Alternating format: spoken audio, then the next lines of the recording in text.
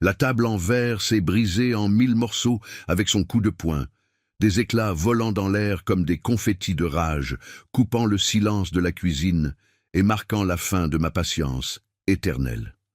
C'était le bruit le plus fort que j'ai jamais entendu dans ma vie, plus fort que les machines des usines où j'ai travaillé pendant des décennies, plus fort que les disputes que j'ai avalées en silence.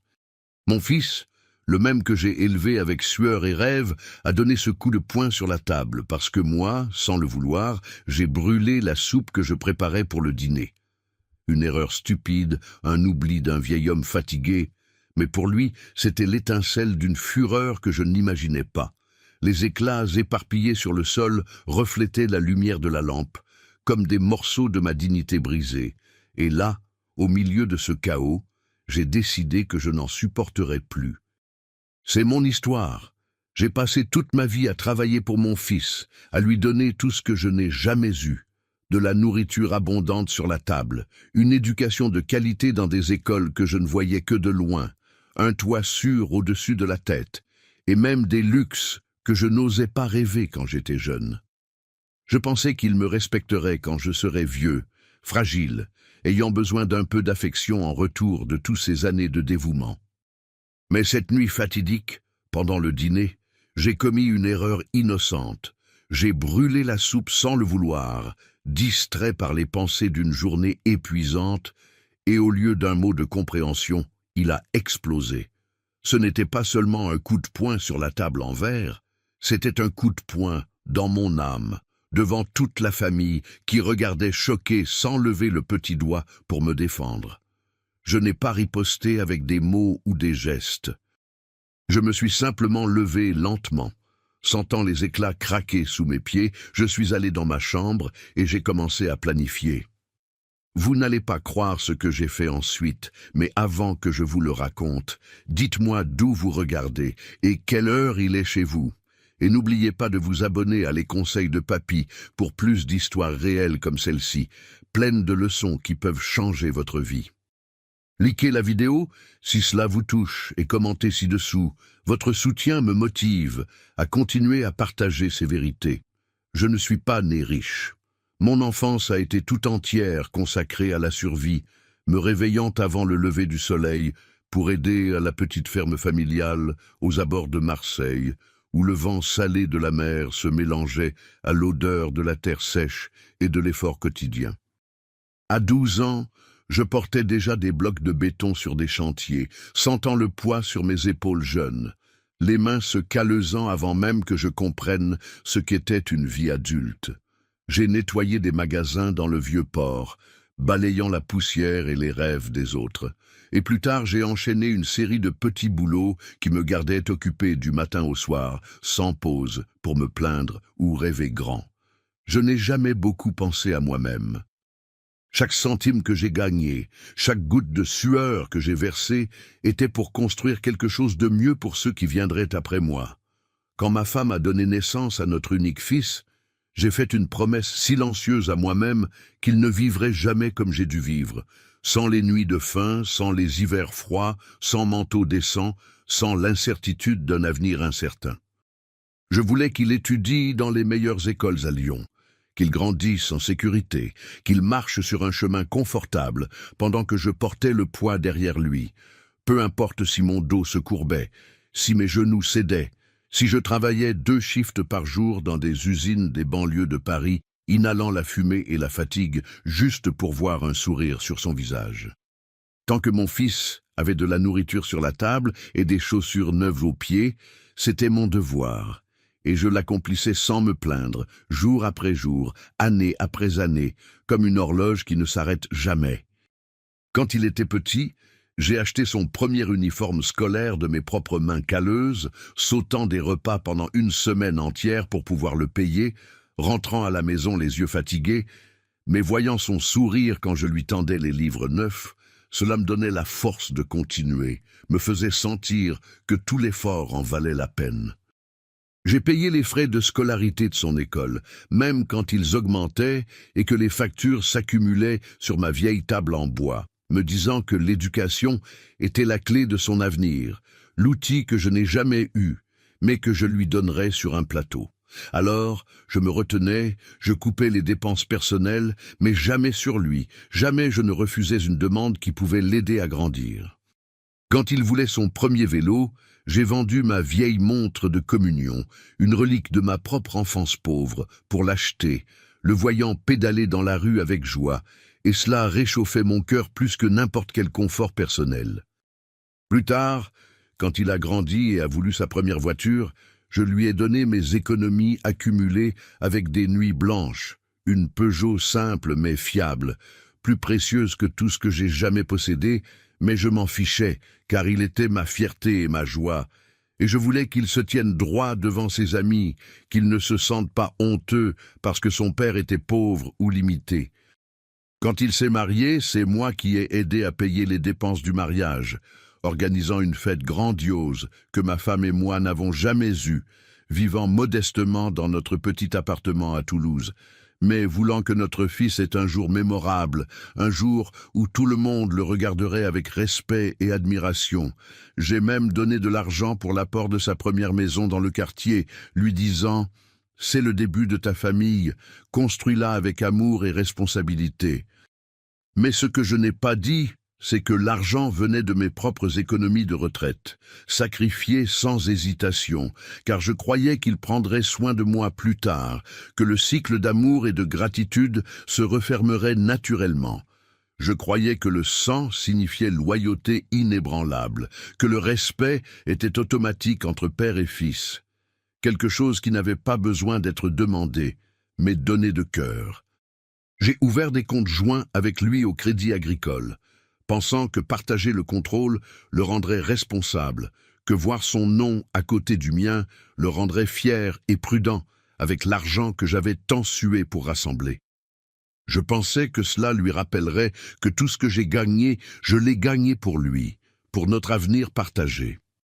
Mais au lieu de cela, cela l'a rendu arrogant, comme si l'accès était synonyme de possession, et il a commencé à agir comme si tout ce que j'avais était déjà à lui par droit, dépensant sans réfléchir, sans gratitude.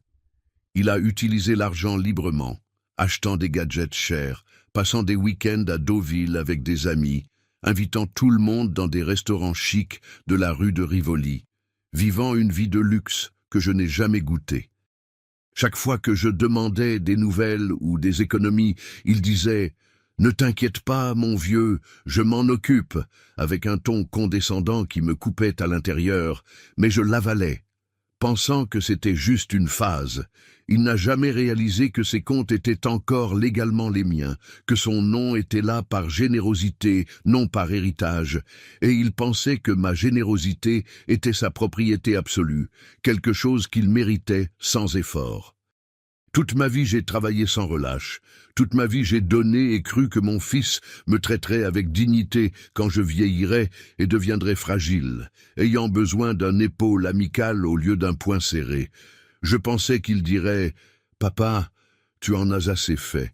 Laisse-moi m'occuper de toi maintenant », avec de la gratitude dans les yeux, et c'était mon rêve, ce qui m'a gardé ferme sous la pluie glacée, dans le froid mordant et dans la douleur constante du dos. Je faisais des courses à dos dans les marchés de Belleville, réparais des toits pendant les vagues de chaleur d'août qui ressemblaient à des fournaises, conduisais des camions toute la nuit sur l'autoroute A7, sentant la fatigue dans les os, mais chaque centime que j'ai gagné, je l'ai investi dans son avenir, dans l'homme qu'il deviendrait. Mon identité est devenue celle du père qui a tout donné, le pourvoyeur silencieux, et j'en étais fier, même quand les voisins disaient que je le gâtais trop, même quand ma femme m'avertissait que je donnais au-delà de ce que je pouvais. Je la calmais en disant de ne pas s'inquiéter, car un jour notre fils rendrait cet amour avec la même ferveur. Mais j'avais tort, terriblement tort.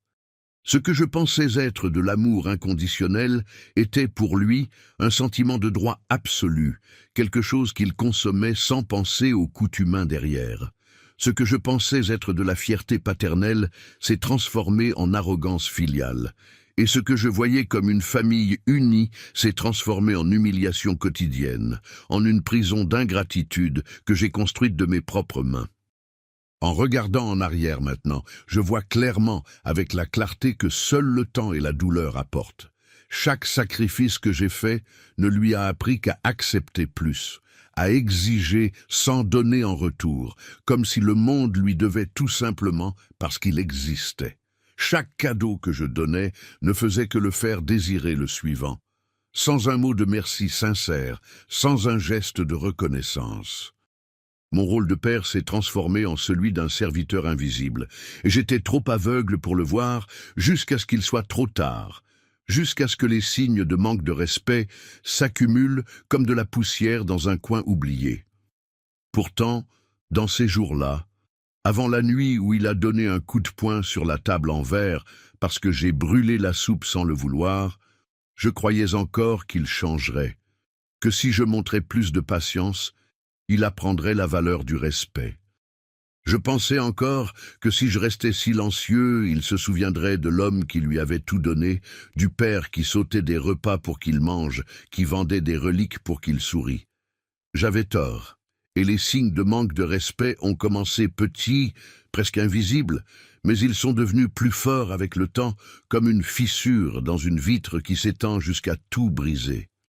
Au début, c'était la façon dont il me parlait, des réponses courtes et sèches, sans contact visuel, comme si m'écouter était une perte de temps précieux.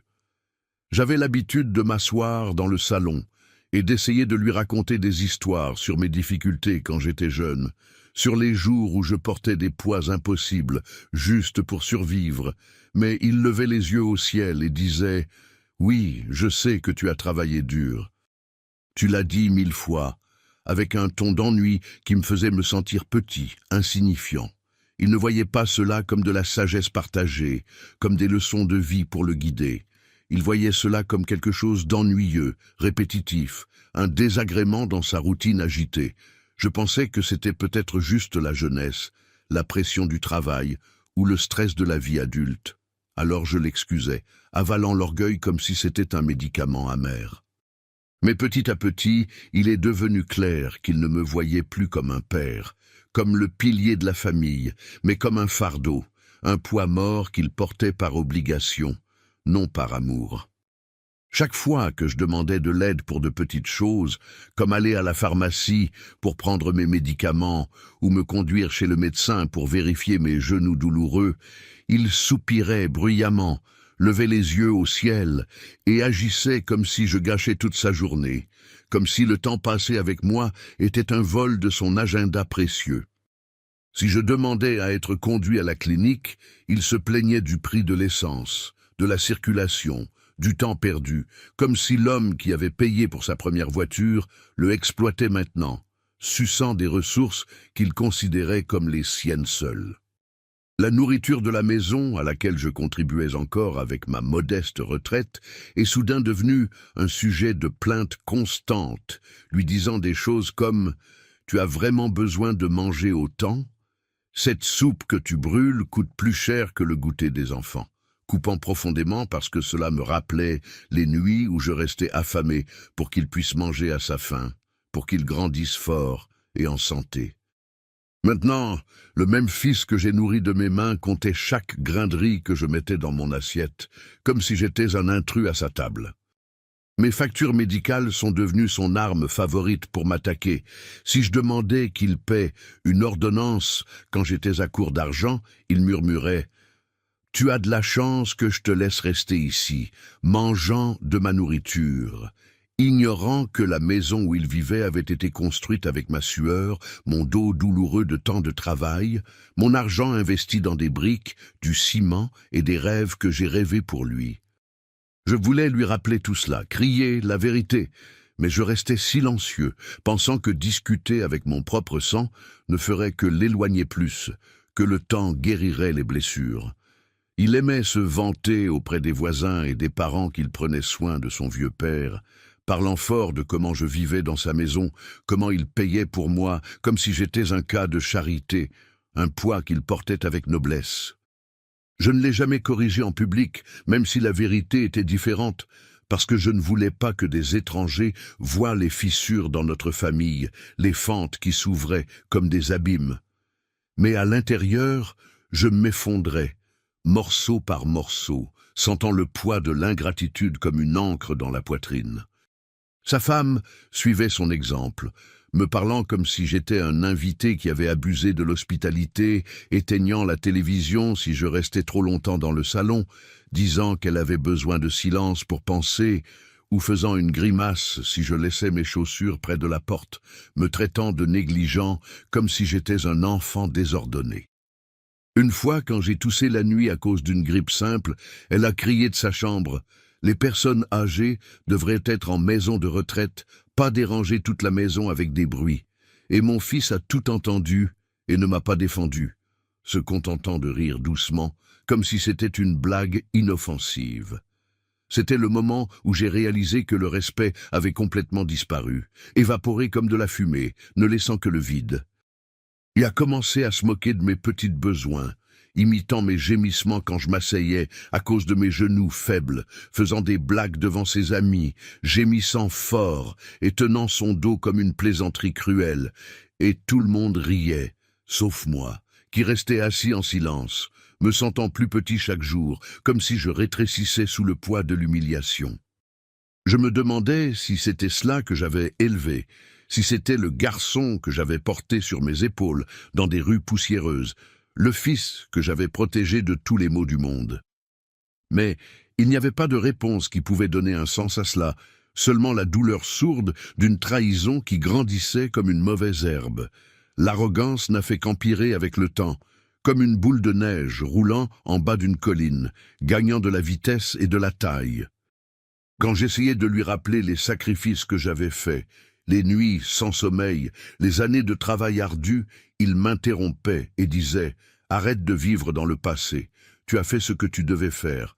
Maintenant, c'est ma vie, mon temps », réduisant mon existence à une obligation qu'il n'avait jamais voulu, comme si j'étais un chapitre fermé dans un livre qu'il ne voulait pas relire. Je n'étais plus l'homme qui avait construit ses fondations, le pourvoyeur infatigable, j'étais juste le vieux dans le coin, l'intrus qui consommait des ressources. Il se plaignait des factures de supermarché, d'électricité, de médicaments, bien que je contribue encore avec le peu de ma retraite, parlant comme si chaque euro que je coûtais était un vol, ignorant les millions que j'avais déjà mis dans ses mains au fil de la vie.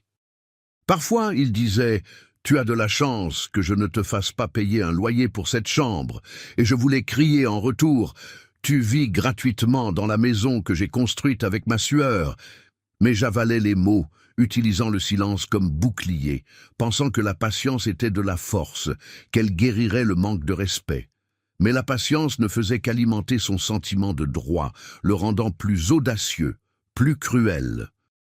Mon fils a commencé à agir comme le propriétaire absolu de la maison, me donnant des ordres comme si j'étais un employé. « Ferme la porte, éteins la lumière, ne reste pas assis là toute la journée. » Chaque commande comme un rappel que je n'avais plus de dignité dans ma propre maison, que j'étais un invité indésirable. Même les petits-enfants ont commencé à adopter son comportement, riant quand je marchais lentement à cause des douleurs, ignorant mes questions simples, copiant le père parce que les enfants apprennent par l'exemple, et ce n'était pas leur faute. Mais c'était douloureux de voir même leurs petits yeux perdre le respect pour moi, le grand-père qui un jour les portait dans ses bras avec amour. J'ai enduré cette humiliation en silence, mais à l'intérieur j'étais en ébullition, comme une casserole sur feu doux, prête à déborder. Je me rappelais les nuits où je travaillais en 2 shifts pour qu'ils aient des cadeaux de Noël sous le sapin, la fois où j'ai mis en gage ma seule bague en or pour payer son voyage scolaire à Londres, des sacrifices que personne d'autre n'a vus, les batailles que j'ai menées seul, juste pour lui donner une chance dans la vie. Et maintenant ce même fils me traitait comme si je lui devais quelque chose, comme si les années de dévouement étaient une dette que je devais payer avec soumission. C'était juste une nuit simple, rien d'inhabituel dans le calendrier, mais les nuits ordinaires cachent souvent les moments qui changent tout, qui brisent ce qui semblait incassable. Nous nous sommes assis à la table du dîner, la famille réunie comme toujours, sa femme servant la soupe que j'avais moi-même préparée plus tôt, essayant d'aider en cuisine pour ne pas me sentir inutile. Les enfants étaient agités, jouant avec les cuillères au lieu de manger, et je me suis assis calmement sur ma chaise, attendant que tout le monde soit servi avant de me servir, car j'avais déjà appris à ne pas me précipiter, à ne pas prendre en premier, car chaque fois que j'essayais, je recevais des regards irrités comme si j'étais avide. Alors, j'ai attendu patiemment, mis une petite portion dans mon assiette, assez pour survivre, et mangé lentement, savourant le peu, car mon appétit n'est plus le même avec l'âge. Mais cette nuit-là, pendant que je préparais la soupe, je me suis distrait un moment, pensant aux douleurs dans le dos, et sans le vouloir, j'ai laissé le feu trop haut, brûlant le fond, laissant un goût amer qui n'était pas intentionnel, une erreur stupide d'un vieil homme fatigué. Quand il a goûté, son visage s'est tordu, et au lieu d'un mot de compréhension, il a explosé. « Tu as encore brûlé la soupe? Comment peux-tu être aussi incompétent ?» Et avant que je puisse m'excuser, dire que c'était sans le vouloir, il s'est levé, les yeux flamboyants, et a donné un coup de poing violent sur la table en verre, le poing fermé s'abattant avec force, et la table s'est brisée en 1000 morceaux. Des éclats volant partout, l'un d'eux égratignant ma main. Mais je n'ai même pas senti la douleur physique, seulement l'émotionnel. La famille entière regardait choquée, les enfants pleurant au bruit, sa femme figée. Mais personne ne l'a arrêté. Personne n'a dit un mot en ma défense. Le coup de poing n'était pas seulement sur la table, c'était sur moi, sur ma tentative d'aider, sur mon erreur innocente. Et là, au milieu des éclats éparpillés, j'ai senti l'humiliation me submerger comme une vague glacée. Mon fils, haletant, a pointé le doigt sur moi et a dit « Arrête de tout gâcher dans ma maison », comme si j'étais un étranger, non le père qui l'avait élevé. Mes mains tremblaient pendant que j'essayais de ramasser les éclats, sentant le sang couler de la petite coupure, mais je n'ai rien dit, je n'ai pas riposté, je me suis simplement levé lentement, marchant sur les morceaux brisés, et je suis allé vers ma chambre, laissant le chaos derrière. Ce silence était plus lourd que n'importe quel cri que j'aurais pu pousser. C'était le silence d'un père réalisant que son fils ne le voyait plus comme un père, mais comme un fardeau. La table du dîner ressemblait à un champ de bataille, avec des éclats de verre comme des trophées d'une guerre que je n'avais pas initiée, et j'avais été vaincu sans défense, humilié devant tous. Chaque éclat sur le sol était un rappel qu'il me voyait comme inférieur, comme quelqu'un qui brûle la soupe et mérite une punition. J'ai regardé les enfants, les yeux écarquillés, apprenant qu'il était acceptable de traiter le grand-père ainsi. Et cela me coupait plus profondément que n'importe quel verre. Je voulais me lever et partir immédiatement, mais mes jambes étaient comme de la pierre, lourdes avec le poids de la trahison. Je suis resté là jusqu'à ce qu'ils commencent à nettoyer, personne ne m'offrant d'aide, personne s'excusant pour le coup de poing ou l'explosion. Quand les assiettes ont été enlevées et les éclats balayés, je me suis levé lentement, avec la main saignant légèrement, et j'ai marché vers ma chambre. Derrière moi, j'ai entendu des rires nerveux, le cliquetis des assiettes lavées, la vie continuant comme si briser la table et m'humilier était juste un événement banal, quelque chose à oublier jusqu'au prochain dîner. Dans ma chambre, je me suis assis au bord du lit, sentant la coupure palpiter, et j'ai regardé mes mains. Elles tremblaient, non de l'âge, mais de rage contenue, d'une fureur que je n'avais jamais permis de sortir. J'ai pensé à la première fois que je l'ai tenu quand il était bébé, si petit et sans défense, comment j'avais promis de le protéger de tout. Et maintenant cet enfant même donnait des coups de poing sur des tables, parce que je brûlais la soupe sans le vouloir, me traitant comme une erreur vivante. Ma poitrine était serrée, non par la coupure ou les éclats, mais par la réalisation que quelque chose en moi s'était brisé avec cette table. L'orgueil d'un père, une fois fissuré, ne peut pas être recollé comme du verre. J'ai nettoyé la main avec une vieille serviette, mais je n'ai pas pu effacer le souvenir du coup de poing, du bruit, de l'humiliation. J'ai essayé de dormir cette nuit-là, mais je suis resté éveillé des heures à regarder le plafond, revivant le moment encore et encore, le poing descendant, le verre se brisant, les éclats volant. Chaque fois que je voyais la scène, ma mâchoire se serrait plus fort, mon cœur devenait plus froid. J'ai pensé à crier, à le confronter devant tous, à dire tout ce que j'avais avalé au fil des ans. Mais alors j'ai réalisé que crier lui donnerait de la satisfaction, qu'il voulait me voir m'effondrer, réagir, montrer de la faiblesse. Alors je suis resté silencieux, et ce silence est devenu mon arme cette nuit-là. Non parce que j'acceptais l'humiliation, mais parce que j'étais déjà en train de planifier comment l'utiliser contre lui. Je me suis dit, ce silence ne se terminera pas en défaite. Ce silence se terminera en action. Je me suis rappelé comment j'avais construit sa vie, combien de mon sang et de ma sueur avaient été versés dans les comptes, les économies, les investissements qui portaient son nom, mais qui étaient encore sous mon autorité.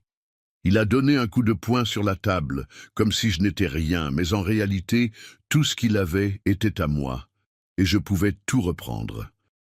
J'ai réalisé cette nuit-là que mon silence serait le dernier silence de l'humiliation, et à partir de là, il deviendrait le silence de la planification, de la stratégie que je tracerais comme un joueur d'échecs expérimenté. J'ai nettoyé la main une fois de plus, mais cette fois, ce n'était pas avec honte, c'était avec une décision calme, froide. Il pensait avoir brisé ma dignité avec un coup de poing sur la table. Il n'avait aucune idée qu'en faisant cela, il avait réveillé quelque chose en moi qui dormait depuis longtemps, la force d'un père qui n'en peut plus d'être traité comme de la poussière. La patience de mon père avait été confondue avec de la faiblesse. Mais maintenant la force de mon père reviendrait, silencieuse et implacable. Allongé et veillé cette nuit-là, je suis resté à penser à tout ce que mon fils croyait être à lui, la maison, les comptes, le confort qu'il exhibait comme un trophée. Il marchait dans la maison comme s'il en était le roi, se vantant auprès des voisins qu'il était celui qui pourvoyait, qui prenait soin du vieux. Ce qu'il avait oublié, ou peut-être n'avait jamais pris la peine de comprendre, c'est que je n'avais jamais renoncé au contrôle total. Je lui avais donné accès au compte pour qu'il apprenne la responsabilité, mais je n'avais jamais retiré mon nom, jamais cédé la propriété pleine, jamais signé mes droits. La vérité était simple et puissante. La maison, les économies, les investissements, tous les actifs principaux étaient encore légalement à mon nom, le nom de l'homme qui avait sué pour chaque centime. Il pensait que c'était tout à lui, parce qu'il avait une carte avec son nom, parce qu'il dépensait sans penser. Mais la vérité oubliée était que ces comptes étaient les miens, établis avec mes années de travail, et j'avais permis que son nom soit à côté du mien seulement par générosité paternelle, par confiance qui maintenant était brisée comme cette table en verre. Si je le voulais, je pouvais les fermer en un jour, transférer tout, le laisser avec rien d'autre que du regret. Il n'a jamais su que le vrai pouvoir n'avait jamais quitté mes mains. J'étais simplement trop confiant, trop espérant qu'il me valoriserait, me respecterait et me traiterait avec dignité dans ma vieillesse. Je me suis rappelé le jour où nous avons ouvert ces comptes. Le directeur de la banque me regardant et disant « Êtes-vous sûr de vouloir son nom ici aussi ?» Et j'ai souri, disant « Oui, c'est mon fils. Je lui fais confiance. » Ces mots maintenant ressemblaient à du fer chaud dans ma poitrine, brûlant avec la trahison.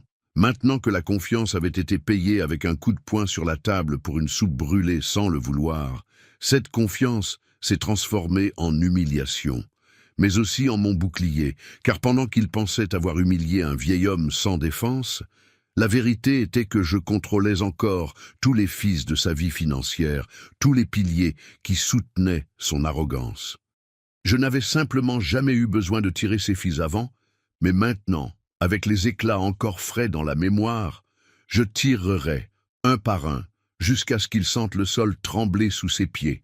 C'était l'arme, c'était le plan initial, tracé là dans l'obscurité de la chambre, avec la coupure à la main palpitant comme un rappel. J'ai pris le téléphone discrètement le matin suivant, appelé le directeur de la banque qui me connaissait depuis des années, le même qui avait vu mes dépôts mensuels, et parlé calmement, demandant de vérifier les comptes et confirmer qui avait l'autorité pour bouger les fonds. Il a confirmé ce que je savais déjà. Seulement moi, comme titulaire principal, avait le pouvoir final. Mon fils avait l'accès, mais pas les droits absolus. Son nom était là par commodité, non par propriété irrévocable. J'ai dit au directeur que je voulais fixer un rendez-vous urgent, et il m'a donné un horaire pour cet après-midi même, sentant la sérieux dans ma voix. J'ai mis mes documents dans un vieux dossier, préparé tout, et à l'heure du déjeuner, je me suis assise à la table en silence, sans dire un mot sur l'incident de la veille, observant mon fils rire avec sa femme comme si rien ne s'était passé, comme si le coup de poing et les éclats étaient juste un souvenir distant.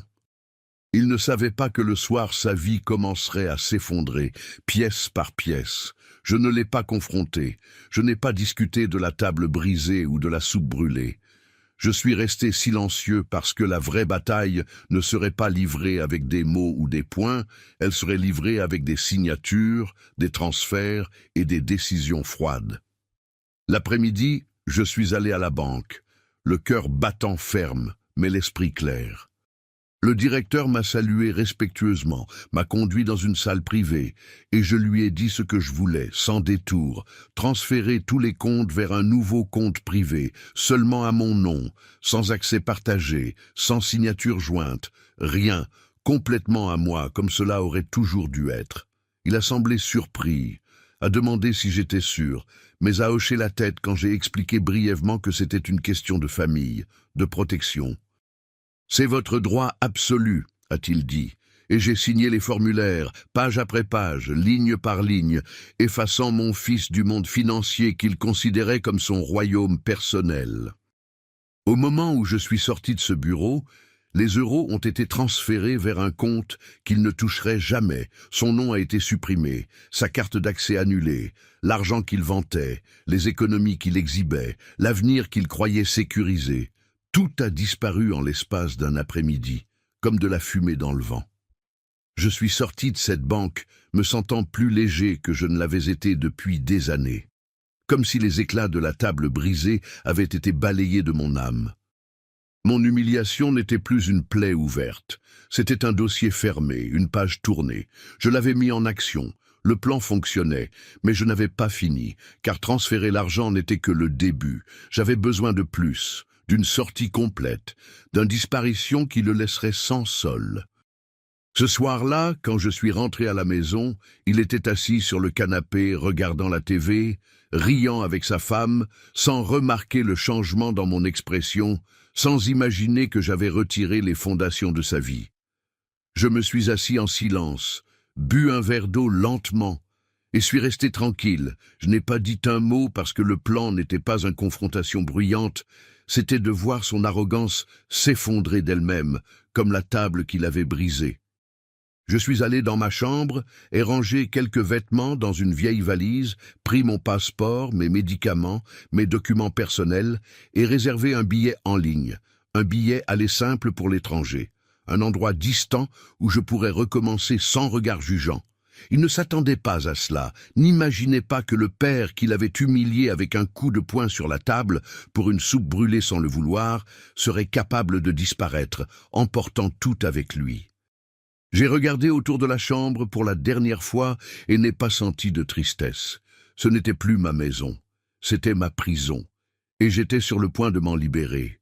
Le plan était simple mais définitif, transférer tout, partir sans dire un mot, le laisser étouffer dans le silence qu'il avait lui-même créé. Cette nuit-là, j'ai dormi en paix pour la première fois depuis des années, la coupure à la main cicatrisant, le souvenir du coup de poing se transformant en combustible pour ma résolution. La soupe brûlée sans le vouloir avait été l'étincelle, mais le feu qui brûlait maintenant était celui de la justice, et il brûlerait lentement, consumant son arrogance. Une fois le transfert terminé et l'argent sécurisé dans un compte seulement à moi, je savais que l'étape suivante devait être rapide et silencieuse, comme un voleur dans la nuit, pour ne pas lui donner la moindre chance de sentir ce qui se passait et essayer de m'arrêter.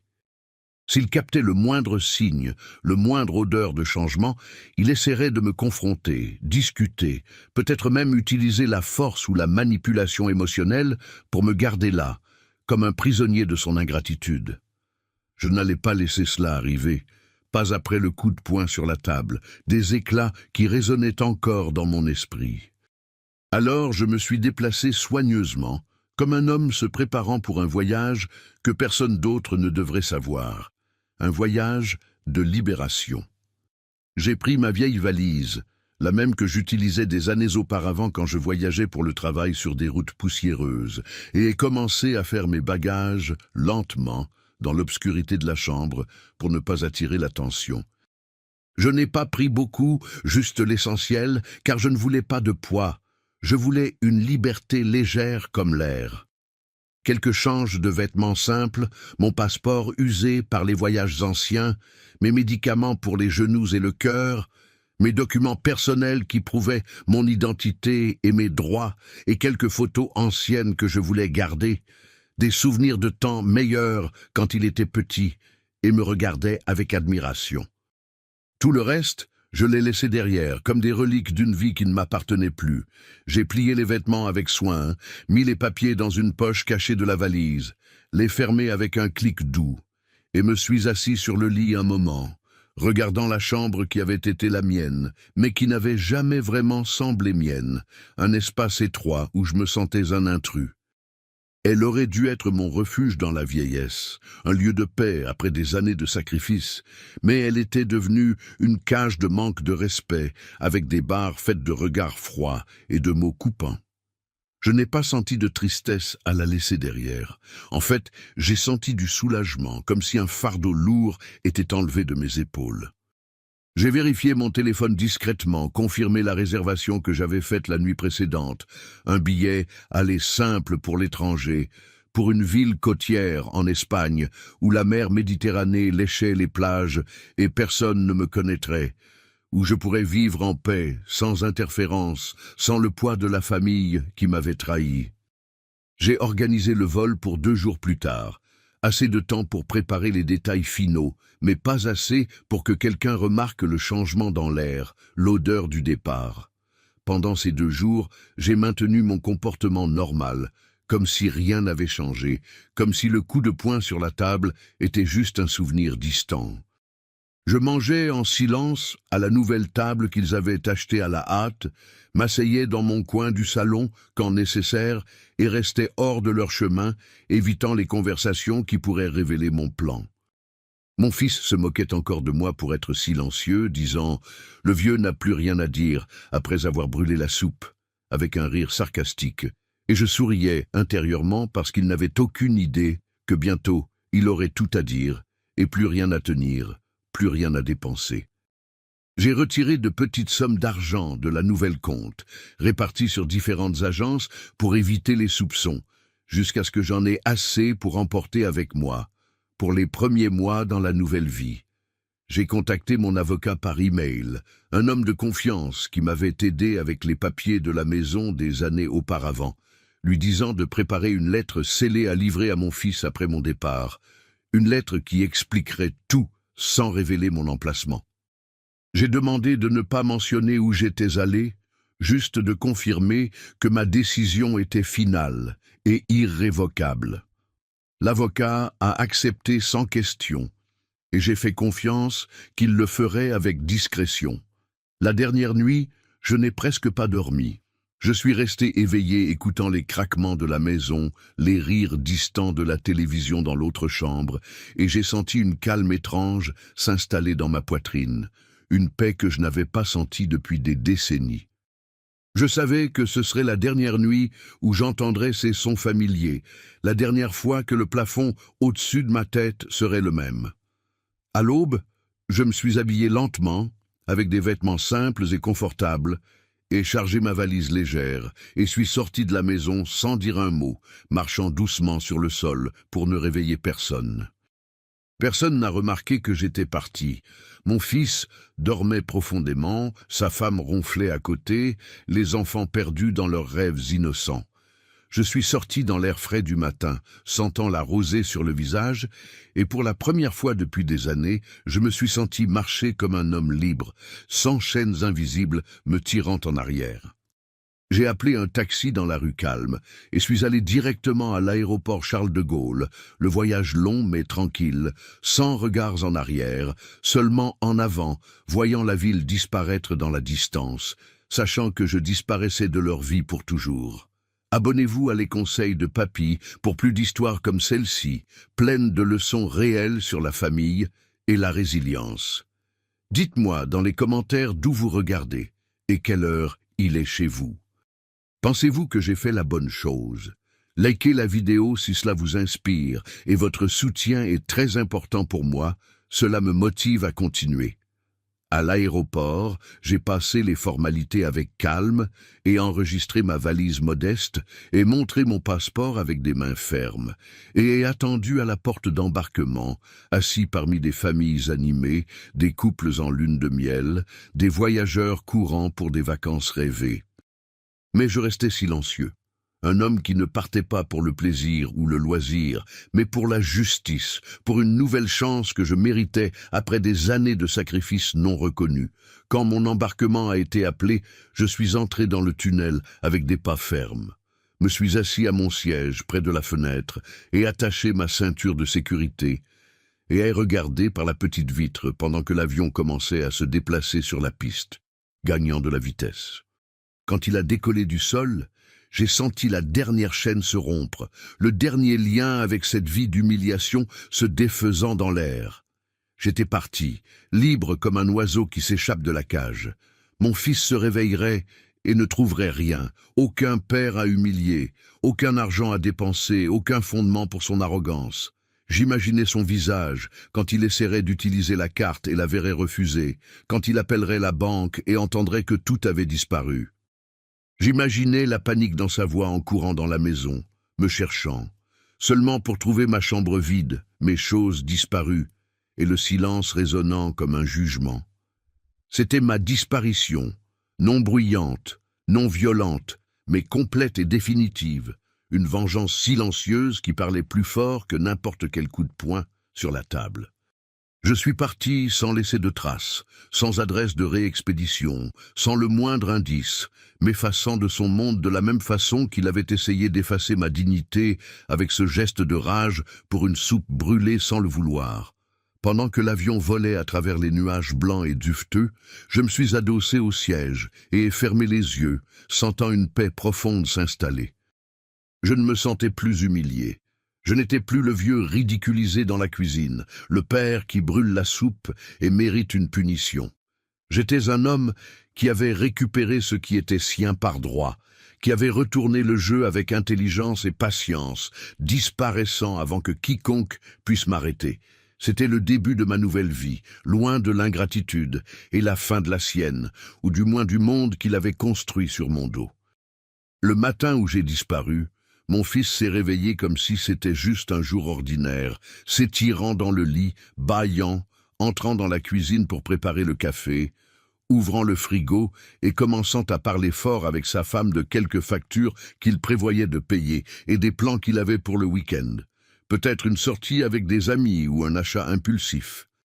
Il a pris son portefeuille sur la table, en a sorti la carte bancaire avec confiance, disant qu'il s'occuperait des paiements après le petit déjeuner, se connectant à l'application du téléphone pour vérifier le solde, et c'était le premier moment où son sourire arrogant a disparu, évaporé comme de la brume au soleil. L'écran a affiché une erreur inattendue, accès refusé, et il a essayé à nouveau, fronçant les sourcils avec irritation, tapotant les doigts sur l'écran. Toujours le même message cruel. Il a ri maladroitement au début, pensant que c'était un problème technique, une panne temporaire. Mais quand il a essayé au moins 3 fois de plus, avec différents apps et sites, la réalité a commencé à s'installer comme un poids dans l'estomac. Sa femme l'a regardé confuse, demandant ce qui se passait, et il l'a ignoré au début, disant que c'était une erreur de la banque, mais elle a insisté, et son silence l'a trahi, révélant la panique croissante. Il a pris le téléphone avec des mains tremblantes et a appelé la banque, L'appel répondu par une voix calme de l'autre côté, et après avoir vérifié ces données, l'employé a expliqué patiemment que le compte qu'il essayait d'accéder n'avait plus son nom attaché, que les droits avaient été révoqués, les cartes annulées et son accès exclu définitivement. La voix de mon fils s'est élevée en fureur, exigeant des réponses, criant qu'il devait y avoir une erreur grotesque, mais l'employé a répété les mêmes mots froids. Il n'avait plus de droit, pas d'accès, pas de contrôle. Les comptes étaient maintenant seulement à mon nom, les transferts finalisés, l'argent réalloué. Mon fils a raccroché et a rappelé, espérant parler à quelqu'un d'autre, peut-être quelqu'un de plus compréhensif, mais la réponse était identique, implacable. Il s'est effondré sur une chaise, le visage pâle, les mains tremblantes, réalisant que tout ce qu'il pensait être sien, les économies, la sécurité, l'avenir confortable, avait disparu pendant la nuit, comme si un ouragan silencieux était passé. Sa femme est devenue nerveuse, pressant pour des explications, et il a essayé de mentir, disant que c'était un blocage temporaire, mais elle a vu à travers, et les arguments ont commencé là même, dans la cuisine, avec les enfants regardant confus. Maintenant, son arrogance de la veille, le coup de poing sur la table pour une soupe brûlée, avait disparu, remplacé par un désespoir cru. Il a couru dans la maison criant mon nom, cherchant dans tous les coins, ouvrant des portes, mais quand il est arrivé à ma chambre, il n'a trouvé que le lit vide, les étagères propres, l'écho silencieux de l'absence. Ma valise avait disparu, mes documents avaient disparu, ma présence évaporée. Ce silence était la punition la plus forte de toutes, plus coupante que n'importe quel éclat de verre. Il a appelé mon téléphone plusieurs fois, la sonnerie résonnant dans le vide. Mais j'avais déjà éteint et jeté la carte SIM, coupant la ligne pour toujours. Il a envoyé message après message, des mots qui passèrent de la rage au panique puis à la supplication. « Qu'as-tu fait? Tu ne peux pas me faire ça !» suivi de « S'il te plaît, papa, parlons, où es-tu » Mais aucun de ces mots ne m'est parvenu. J'avais déjà effacé cette connexion, comme il avait essayé d'effacer ma dignité. Sa femme est restée dans la cuisine, regardant incrédule, réalisant que l'homme qui se vantait d'être au contrôle n'avait plus rien, que la sécurité qu'elle pensait solide était illusoire. Les enfants l'ont observé monter les escaliers, crier en frustration, puis s'effondrer sur une chaise avec la tête entre les mains, voyant pour la première fois leur père sans défense, vulnérable, le roi sans couronne. Il a essayé de conduire à la banque, exigeant de parler au directeur personnellement, tapant sur le comptoir avec fureur, mais la banque est restée ferme, lui montrant les documents que j'avais signés, prouvant que légalement il n'était rien, que tout était à moi par droit. Il est sorti de là une ombre de l'homme qui autrefois passait fièrement par ses portes, l'arrogance fondue comme de la cire. Les appels qu'il a faits à des amis n'ont pas été répondus quand ils ont réalisé qu'ils ne pouvaient plus payer ce qu'ils leur devaient, que l'homme généreux avec les dépenses était maintenant un débiteur. Les factures s'accumulaient sur la table, lumière, eau, nourriture, et il n'y avait pas d'argent pour les couvrir. Le style de vie qu'il vantait a commencé à s'effriter pièce par pièce, comme la table en verre qu'il avait brisée. Sa femme est devenue froide avec lui, demandant pourquoi il avait menti, pourquoi il l'avait fait croire qu'ils étaient en sécurité quand en réalité tout venait de moi, de mes sacrifices. Les arguments entre eux devenaient plus forts chaque nuit, résonnant dans la maison qui un jour était mienne, et les voisins ont commencé à murmurer, commentant la chute soudaine de l'homme qui se moquait de son père. La panique s'est transformée en honte, et la honte en silence, un silence qui haïssait maintenant, le même silence que j'ai utilisé comme arme. L'humiliation qu'il m'a causée dans cette cuisine, avec le coup de poing sur la table pour une soupe brûlée sans le vouloir, est revenue le hanter 10 fois plus forte, multipliée par la perte, par l'exposition. Les conséquences de mon départ n'étaient pas seulement la perte d'argent, c'était la perte de son image, de sa fierté, de son pouvoir et de son contrôle sur le récit de la famille. Il a appris de la façon la plus dure qu'un homme qui donne des coups de poing sur des tables et humilie son père doit être préparé à voir son avenir se briser comme du verre. Il pensait que j'étais faible, vieux et inutile. Mais quand la vérité s'est effondrée, c'est lui qui s'est vu vide, sans base, sans rien. C'étaient les conséquences immédiates. Mais le plan avait plus de couches, comme un oignon qui se pèle lentement, révélant des larmes. Des semaines sont passées après ma disparition, et la vie de mon fils s'effondrait petit à petit, comme un château de cartes soufflé par le vent. Son arrogance avait été remplacée par le désespoir cru, par des jours passés à appeler des parents distants, demandant si quelqu'un m'avait vu, si quelqu'un savait de mon emplacement. Mais personne ne savait rien parce que je n'avais rien dit à personne, gardant le plan en secret absolu. Sa femme devenait plus froide chaque jour, le blâmant pour le désastre financier, pour les nuits sans sommeil, inquiète des factures, pour les enfants demandant pourquoi il n'y avait plus les luxes d'avant. Et ces enfants commençaient à sentir dans leur chair que la sécurité qu'ils avaient appréciée était partie, que le père qu'ils voyaient comme fort était maintenant faible, courbé sous le poids de la réalité. L'homme qui autrefois marchait avec fierté, marchait maintenant avec les épaules courbées, la tête basse, les yeux pleins d'inquiétude constante, évitant les regards des voisins qui chuchotaient sur la chute soudaine. Mais je n'avais pas fini avec la leçon. Je voulais un dernier coup, non avec de l'argent ou des biens matériels, mais avec des mots qui couperaient plus profondément que n'importe quel éclat de verre, des mots qui resteraient gravés dans son esprit pour toujours. C'est pourquoi j'avais organisé avec mon avocat avant de partir, lui donnant une enveloppe scellée à livrer à mon fils des semaines après ma disparition, quand le chaos serait déjà installé, quand la panique serait devenue routine. Mon avocat a attendu patiemment, observant de loin le chaos grandir, jusqu'à ce que le moment juste arrive, calculé pour maximiser l'impact.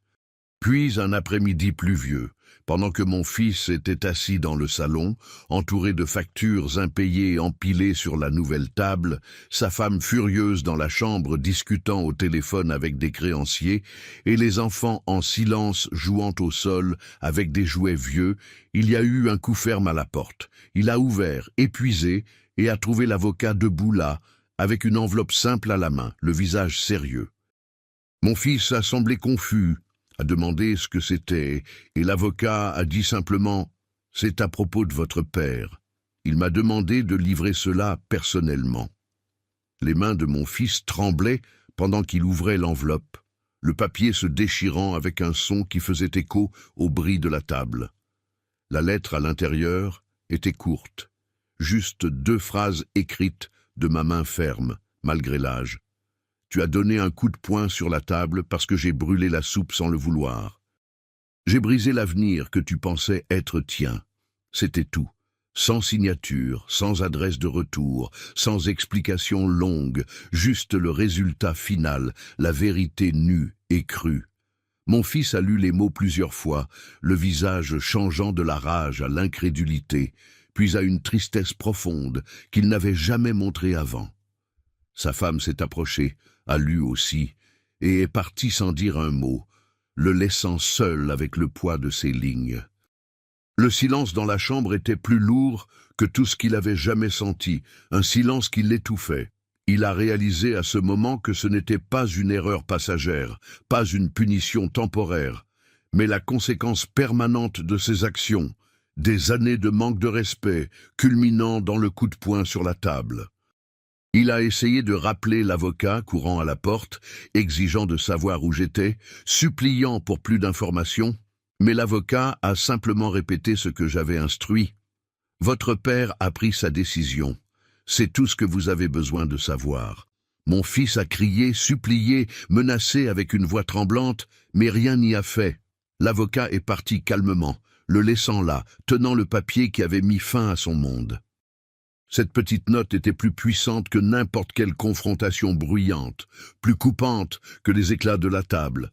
Elle lui rappelait la nuit où il m'avait humilié, le moment où il pensait que j'étais sans défense, et montrait à quel point il avait tort, à quel point sa position était fragile. Il a compris que le respect ne peut pas être acheté ou exigé, et une fois perdu, ne peut pas être récupéré avec des supplications tardives. Il a compris que son père n'était pas faible ni sans défense, mais le fondement même sur lequel il s'était tenu, et quand ce fondement a été retiré, il n'avait plus rien pour se soutenir. Il a gardé la note, peut-être espérant qu'un jour je reviendrai, mais je ne reviendrai jamais. Ce message était la dernière connexion entre nous, un rappel éternel, une punition subtile et une vérité gravée dans son esprit pour toujours, comme une cicatrice qui ne s'efface pas.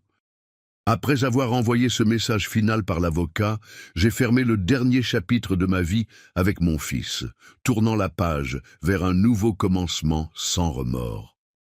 Je n'ai pas vérifié les réponses, n'ai pas demandé d'update sur sa situation, n'ai pas voulu savoir des détails de sa chute directement.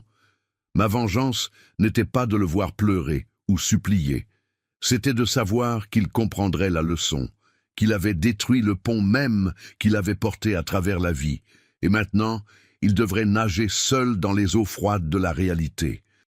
J'ai commencé ma nouvelle vie dans une petite ville côtière tranquille en Espagne, loin de la maison où j'ai été humilié, loin du coup de poing sur la table et de la soupe brûlée. Ici, personne ne connaissait mon nom, personne ne connaissait mon passé douloureux, personne ne m'appelait fardeau ou incompétent. J'ai loué un petit appartement près de la mer Méditerranée, simple mais accueillant, avec un balcon donnant sur les vagues bleues, et pour la première fois en décennies, j'ai senti le soleil réchauffer ma peau sans le poids de l'ingratitude. Le matin, je marchais sur la plage, respirant l'air salé, sentant le sable doux sous mes pieds et écoutant les vagues se briser contre les rochers, chaque pas me rappelant que j'étais libre, que j'avais récupéré ma dignité et ma paix. L'après-midi, je m'asseyais dans un café local avec un journal, buvant du café lentement, sans personne pour me presser ou lever les yeux au ciel, conversant avec des étrangers amicaux qui me voyaient comme un homme sage, non comme un vieux inutile. Le soir, je cuisinais des repas simples, sans peur de brûler quelque chose et d'être puni, savourant chaque bouchée en portions que je choisissais, sans compte ou plainte. La vie est devenue calme, mais c'était une calme qui me guérissait, qui remplissait les trous laissés par la trahison, comme du sable remplissant des empreintes sur la plage. Parfois je pensais à mon fils, me demandant s'il essayait encore d'expliquer à sa femme que tout était parti, ou s'il regardait cette note avec rage ou regret genuine. Mais ces pensées ne me blessaient plus. Elles me rappelaient ma droiture, de la justice que j'ai imposée. Il a donné un coup de poing sur la table parce que j'ai brûlé la soupe sans le vouloir, essayant de briser ma dignité devant la famille, mais en retour, j'ai brisé l'avenir qu'il pensait sien avec un coup de plume et de silence. Il avait oublié que tout ce qu'il avait venait de moi, de mes sacrifices infatigables, et je me suis assuré qu'il s'en souvienne de la façon la plus dure possible, sans violence, mais avec précision. Mon avocat m'a écrit une fois après, sans détails spécifiques, mais avec l'assurance que mes instructions avaient été suivies complètement, que rien ne restait pour que mon fils puisse réclamer, que les comptes étaient miens, la maison transférée dans un fonds sécurisé, les investissements protégés. Mon fils n'avait plus rien que l'orgueil vide, et l'orgueil ne nourrit pas une famille, ne paie pas les factures, ne reconstruit pas ce qui a été brisé. C'était sa punition, méritée et définitive. Ma justice n'était pas de crier, de pointer du doigt, de se battre comme il l'a fait avec la table. C'était le silence, des papiers signés et une finalité absolue. La justice pour moi n'était pas de le voir souffrir en détail. C'était de savoir qu'il ne pouvait plus me contrôler, m'humilier, affirmer qu'il était le maître de ce que j'avais construit avec sueur et larmes. La justice était de marcher le long de la mer sans poids sur les épaules, sentant le vent sur le visage, vivant les jours qui me restent avec paix et dignité reconquise. Le juge savait que quand il regarderait son compte bancaire vide, pour la maison qui n'était plus sienne, il se souviendrait du moment dans la cuisine pour le reste de sa vie, du coup de poing sur la table, de la soupe brûlée sans le vouloir, de mon silence, et comprendrait trop tard que son père n'avait jamais été impuissant, que le respect est la base de tout, et sans lui, tout s'effondre comme du verre fragile. À la fin, il a tout perdu parce qu'il n'a pas réussi à donner la chose la plus minimale, du respect genuine, de la gratitude pour ce que j'ai fait. N'oubliez pas de vous abonner à Les Conseils de Papy et de laisser un like si cette histoire vous a touché d'une manière ou d'une autre. Dites-moi dans les commentaires d'où vous regardez, quelle heure il est chez vous et ce que vous pensez de ma décision. Était-ce juste ou suis-je allé trop loin? Votre soutien signifie le monde pour moi. Cela m'inspire à partager plus de leçons comme celle-ci.